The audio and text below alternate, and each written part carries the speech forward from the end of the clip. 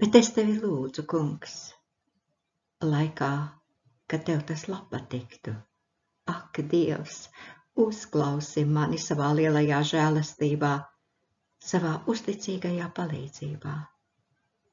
Izvelc mani no dūņām, lai es nenogrimstu, izglāb mani no nīdētājiem un no ūdens dziļumiem, lai ūdens viļņi mani neapklāj, lai mani neaprī ūdens virpuļi un lai atvari pār mani neaizdara savu muti.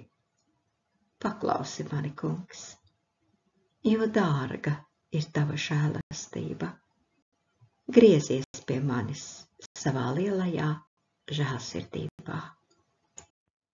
Bet Dievs, bagāts būdams žēlastībā, savā lielajā mīlestībā, ar ko viņš mūs ir mīlējis, arī mūs, kas savos pārkāpumos bijām miruši, darījis dzīvus līdz ar Kristu.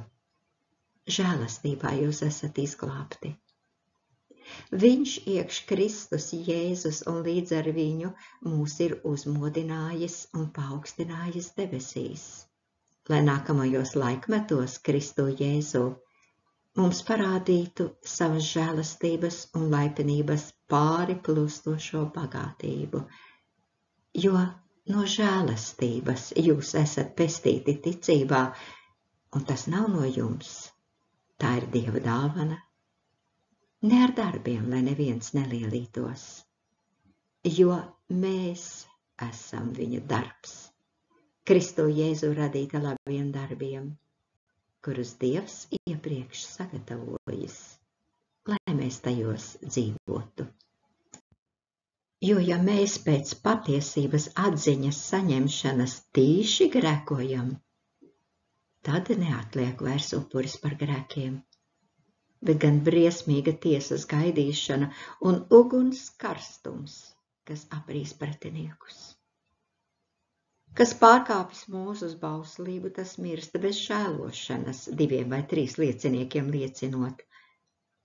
Cik gan smagāku sodu, jūs domājat, pelnīs tas, kas Dieva dēlu minis kājām un derības asinis, ar ko viņš savētīts, turējis par nesvētām un žēlastības garu nievājis. Dieva vārda lasījums no 69. psalma, no 14. līdz 17. pantam, no vēstules Efeziešiem 2. nodaļas, no 4. līdz 10. pantam, un no vēstules Ebrejiem 10. nodaļas, no 26. līdz 29.